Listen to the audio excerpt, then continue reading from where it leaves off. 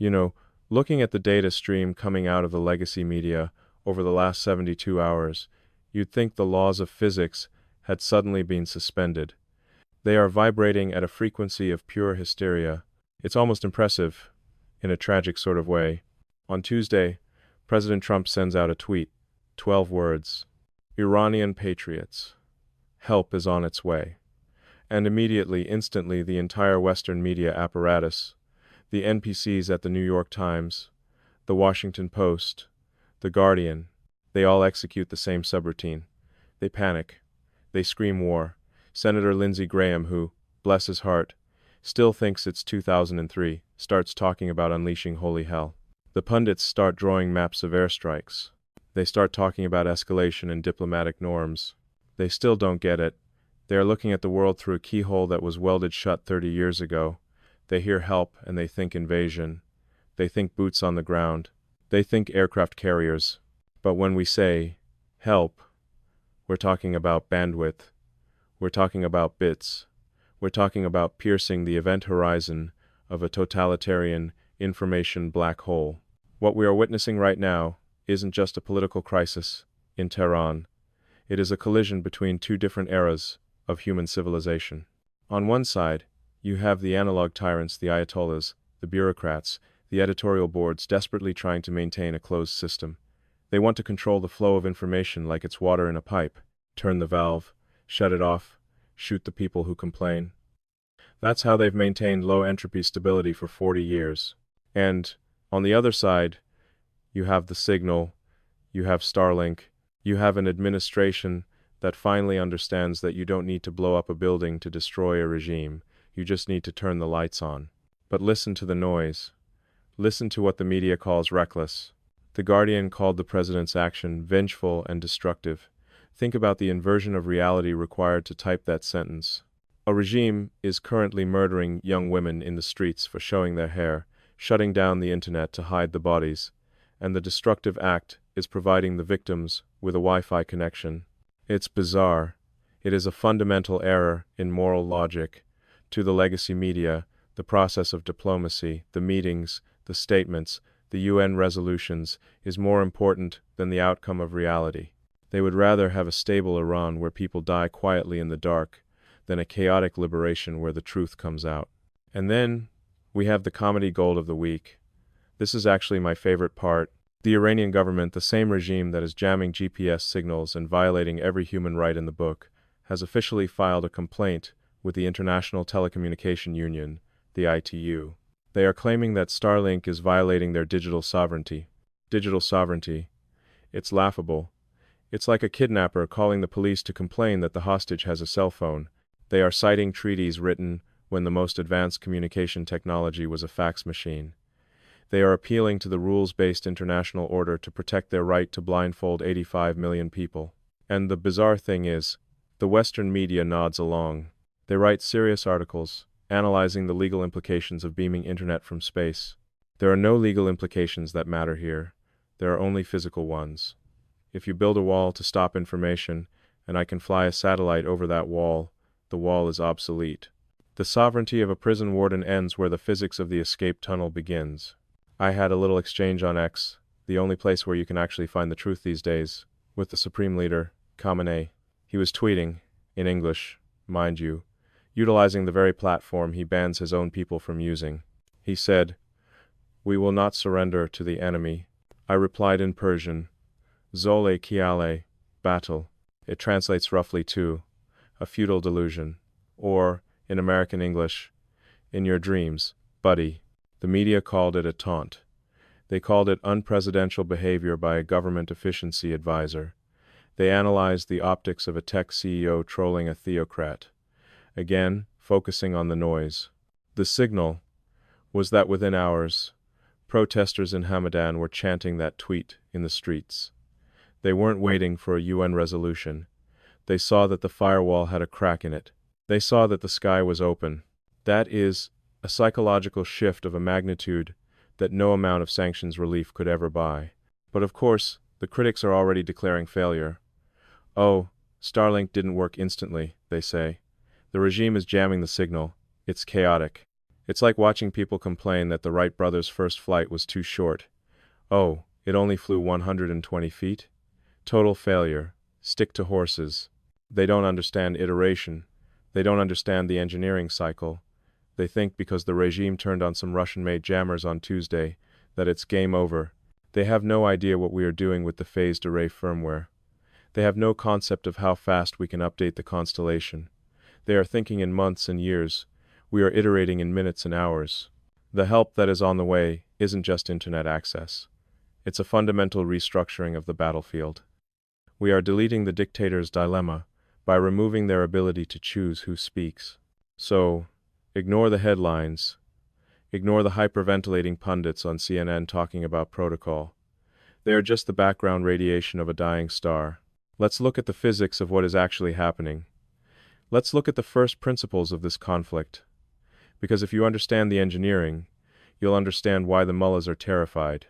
And you'll understand why, for the first time in history, the help isn't coming from a landing craft, it's coming from orbit.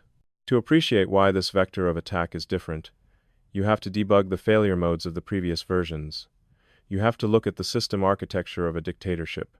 In 2019 and 2022, brave people went into the streets, but the uprisings failed.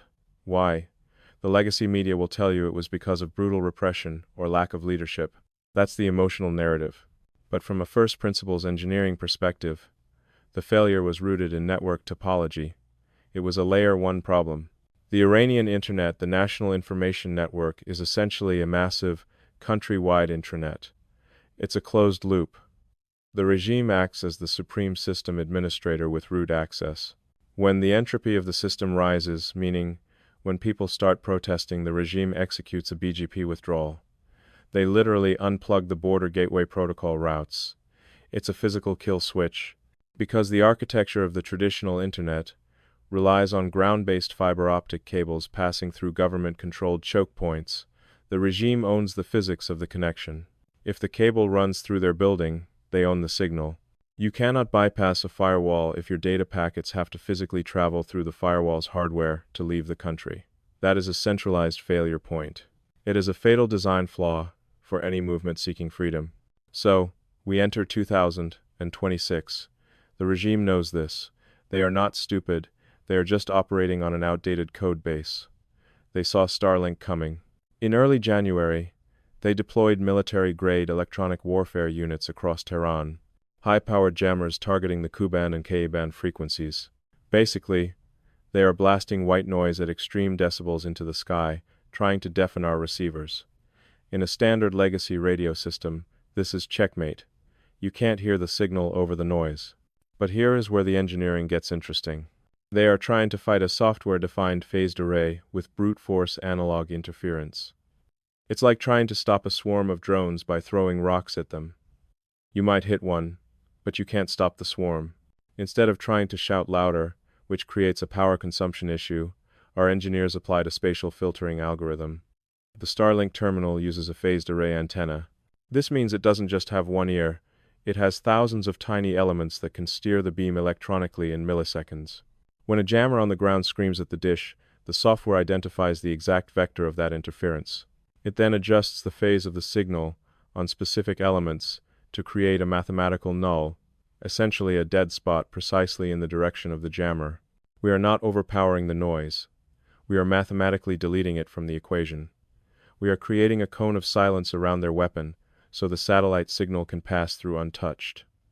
It's electronic aikido. Then they tried to jam GPS. They thought, if the terminal doesn't know where it is, it can't find the satellite. Clever. But again, linear thinking. We pushed a firmware update over the air that enables orbital navigation. We don't need GPS satellites anymore. We use the Starlink satellites themselves, because we know the precise orbital velocity and trajectory of every satellite in the constellation. The terminal can calculate its own position on the ground based on the Doppler shift of the radio waves coming from the satellites. Think about that. We turned the communication network into a navigation network overnight, purely through code. We removed an entire hardware dependency. The packet loss rate in Tehran dropped from 80% to 10% in 48 hours. That is the speed of iteration that a bureaucratic regime simply cannot comprehend. But the real game changer, The variable that makes 2026 fundamentally different from 2022 is the direct-to-cell capability. 4 years ago, getting Starlink into Iran was a logistics nightmare. You had to smuggle a physical dish, a user terminal across the border in a truck. It was hardware. It was heavy. If the police raided your house and found the dish, you went to jail. The surface area of the revolution was limited by the number of dishes you could smuggle. It was a low-bandwidth supply chain problem. Today, with over 650 direct-to-cell satellites in orbit, the user terminal is the LTE phone already in your pocket. There are 85 million of these in Iran. The regime cannot confiscate 85 million phones without collapsing their own economy. The attack surface has expanded by several orders of magnitude. And critically, we are utilizing optical inter-satellite links, the space lasers. In the old architecture, a satellite had to bounce the signal down to a ground station nearby. If Iran controlled the ground, they controlled the data. Now, the data goes from your phone up to the satellite, and then it travels laterally via laser beam through the vacuum of space, hopping from satellite to satellite at the speed of light. It doesn't touch the ground until it reaches a gateway, in a free jurisdiction, maybe in Germany, maybe in Turkey. We have completely deleted the geography of Iran from the routing table. The regime can hold the ground, they can hold the border, but they cannot hold the vacuum of low Earth orbit. So, when the media asks, why is this happening now? The answer isn't just politics. The answer is that we have finally engineered a topology that bypasses the censor's physical monopoly on reality. We have moved the layer of contest from the ground, where they have guns, to the sky, where they have nothing but noise. And noise is just a math problem we've already solved. Now, having solved the physics of the connection, we have to address the operating system that governs the geopolitics. And this is where things get controversial. If Starlink is the hardware solution to this crisis, then Donald Trump is the firmware update. You have to understand, I don't look at politicians through the lens of do I like them, or are they polite at dinner parties. That is immaterial. I look at them through the lens of efficacy. Is the input generating the desired output, or is the system throwing errors? For the last 4 years, the United States' foreign policy operating system, specifically regarding Iran, has been running on buggy code. It was a legacy build, written by career bureaucrats, who believe that if you feed a tiger enough steak, it will eventually become a vegetarian. Let's look at the Biden bug. The most glaring syntax error in the previous administration's logic was the unfreezing of $6 billion in Iranian assets. The narrative, the user interface they presented to the public was that this money was restricted. It was held in Qatari banks, accessible only for humanitarian purposes, food, medicine. This displays a fundamental misunderstanding of the concept of fungibility. Money is fungible. It is liquid energy.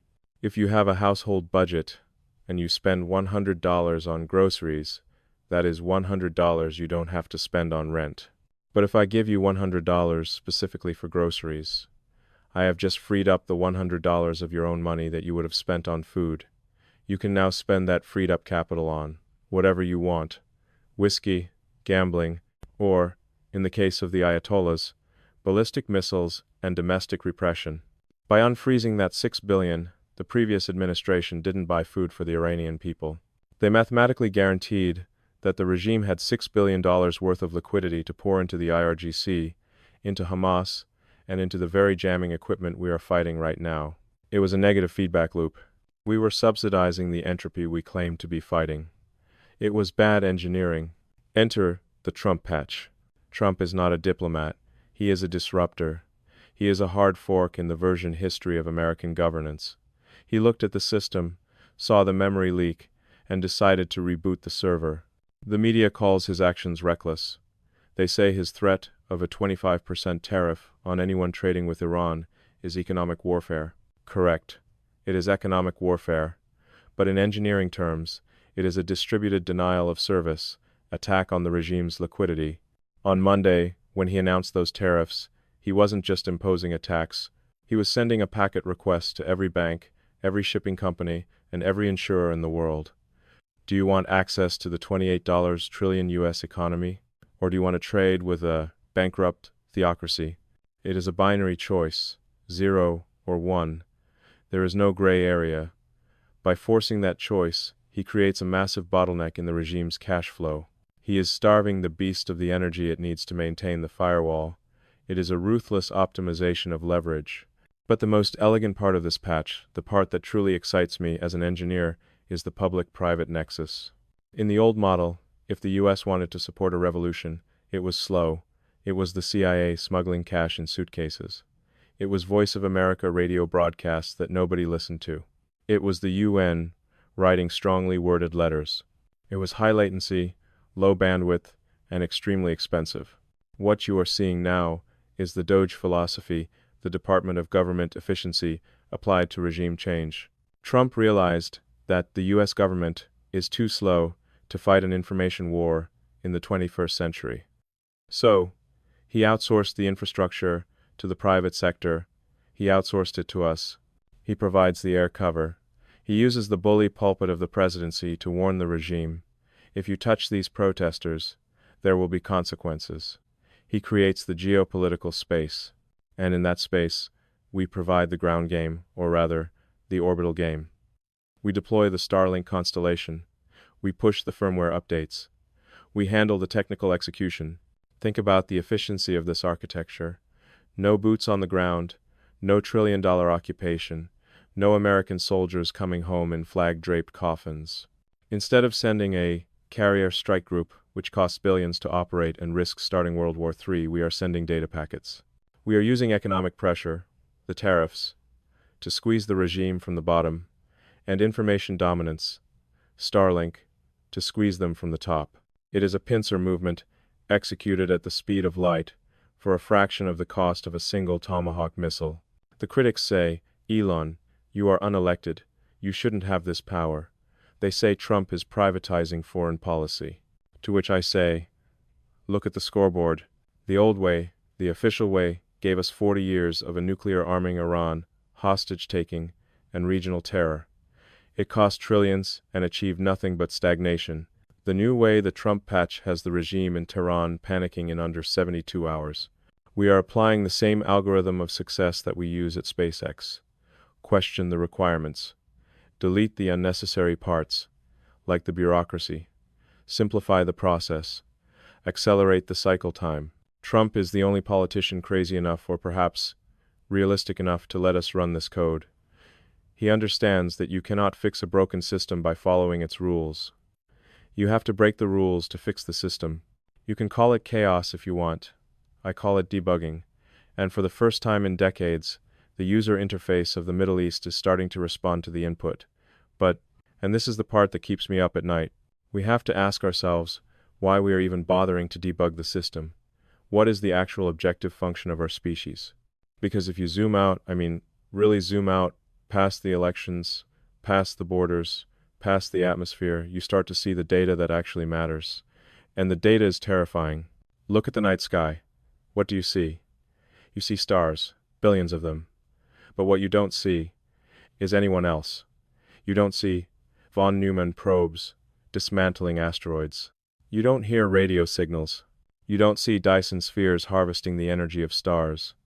It is dead quiet. The universe has been around for 13.8 billion years. Earth has been around for 4.5 billion.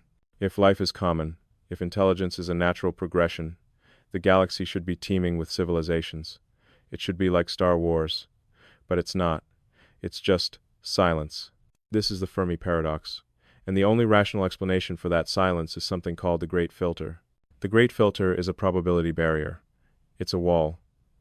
It suggests that at some point in the evolution of life, there is a step that is extremely difficult, or perhaps impossible, to get past.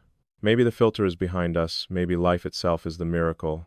But my fear, my suspicion, is that the filter is ahead of us. I think the filter is a specific developmental stage where a civilization gets access to technology that can destroy it, like nuclear weapons, or engineered bioviruses, or unaligned AI, but it hasn't yet developed the wisdom to become multiplanetary. It has the power of gods, but the behavior of toddlers. And so, it extinguishes itself. It stays on one planet, it fights over resources, it stagnates, and eventually, poof. The light goes out, When I look at a regime like the one in Tehran, I don't just see a political adversary, I see an agent of the Great Filter. Think about it from a thermodynamic perspective. The universe naturally trends toward entropy, toward disorder, toward heat death. Civilization is the fight against entropy. It takes energy to maintain order. It takes energy to maintain freedom, a theocratic dictatorship that prioritizes dogma over reality, that suppresses 50% of its cognitive capital by locking women in the house, that funds chaos instead of innovation. That is a high-entropy state. They are the ultimate referees. In any system, you have the doers, the builders, the engineers, the people trying to create something new. And then you have the referees, the people whose only job is to blow the whistle, to say stop, to enforce the rules of a dead era. The mullahs are referees with nuclear ambitions. They are a stagnation point. If that mindset wins, if that mind virus of submission spreads, we stop advancing. And if we stop advancing, before we establish a self-sustaining city on Mars, we fail the test. We hit the filter. But it's not just them, and this is where we have to be honest about ourselves. The West, the very engine that is supposed to be driving humanity forward, is also infected. We are facing our own internal entropy. We are seeing a collapse in birth rates that is frankly catastrophic. I have said this before, and people think I'm joking, but if you look at the numbers, civilization is not going to end with a bang. It's going to end with a whimper in adult diapers. We are breeding ourselves out of existence. We are creating a geriatric society that is too tired, too risk-averse, and too comfortable to do the hard things. And overlaying that demographic collapse is this woke mind virus. It is fundamentally anti-human. It teaches people to hate their own history, to hate their own civilization, to deconstruct everything and build nothing. It replaces meritocracy with identity. It replaces engineering with grievance studies. You cannot get to Mars on grievance. The physics of a rocket engine do not care about your feelings. They do not care about your identity. They only care about specific impulse and thrust-to-weight ratios. If we allow our institutions to be taken over by a virus that prioritizes ideological conformity over competence, we will lose the ability to maintain our own technology. We will become like the Romans, looking at the aqueducts and forgetting how to build them. So when people ask me why I'm getting involved in politics, why I'm supporting Trump, why I'm fighting these battles, it's not because I want to be a politician. I would rather be in the lab. I would rather be playing video games. It's because I believe we are currently traversing the most dangerous window in human history. The window is open. We have the technology to extend the light of consciousness to the stars. We can become a multiplanetary species. We can back up the biosphere. We can ensure that, even if Earth has a bad day, and Earth will have a bad day eventually, that the light does not go out. But that window, it won't stay open forever. The forces of entropy are pulling it shut. The referees are trying to close it. The mind virus is trying to make us forget why it matters. If we let a nuclear-armed theocracy destabilize the world, if we let our own culture rot from the inside, if we lose the will to explore, then we are just another statistic in the Fermi paradox. We are just another dead civilization that got close, but didn't quite make it. I think we have a duty to the billions of years of evolution that got us here. We are the universe's way of understanding itself. We are the only consciousness we know of. That is a precious, fragile flame in a very dark void. So, yes, the stakes are a little bit higher than the price of gas or who sits in the Senate. The stakes are whether or not there is a future at all. We have to clear the debris. We have to update the software. We have to break the hold of the referees and unleash the doers. Because if we don't, if we stay here, arguing on one planet, waiting for the end, then silence wins. And I don't accept that outcome. But here is the thing. Here is the signal in the noise that gives me a non-zero amount of hope. We are witnessing the end of an era. Specifically, we are witnessing the end of the concept of national information sovereignty. For the entire history of the nation-state, if a government wanted to control its population, it relied on physical geography. You control the printing press, you control the radio tower, you control the fiber optic cable coming across the border. It was a 2D game. It was flatland. What we are doing with Starlink, and specifically with the Starshield defense layer, is we are turning that into a 3D game. We are introducing a Z-axis to tyranny. When you have thousands of satellites moving at 7.5 kilometers per second, forming a mesh network that beams data directly to a device in your pocket, the dictator's playbook is obsolete. It doesn't work anymore. The geometry of oppression falls apart. To stop the signal now, the mullahs or the CCP or anyone else would have to physically confiscate every single smartphone in their country. Or they would have to shoot down 10,000 satellites. And I can launch them faster than they can shoot them down. The math is on our side. This is the dawn of orbital sovereignty. It means that truth, objective reality, can no longer be contained by a line on a map. Now, I want to be cautiously optimistic here. If this works in Iran, and the data suggests the firewall is already crumbling, it creates a domino effect. It sends a message to Beijing. It sends a message to Moscow. It says that the cost of keeping your people in the dark has just gone up by orders of magnitude. But the window is narrow. It is very narrow. We have the technology. We have the rockets. We have the Trump patch in the White House providing the political air cover, but we still have the entropy. We still have the referees here at home who want to regulate this into the ground. They want to classify it, restrict it, slow it down. They want to turn Starship into a paperwork program. If we let them win. If we let the safety, bureaucracy, and the woke mind virus paralyze us, then the dark age returns. And it might be a permanent dark age. So, this is my ask of you. I don't want your likes. I don't want you to just smash the subscribe button. That's dopamine. That's cheap. I want you to think. I want you to ask yourself, are you a referee or are you a doer? Are you adding friction to the system or are you removing it? Because the future isn't going to be built by people who are worried about offending someone. It's going to be built by people who are willing to look at the raw data, accept the risk, and build the ships. The beams are on. The signal is flowing. The people of Iran are doing their part. The question is, are we going to do ours?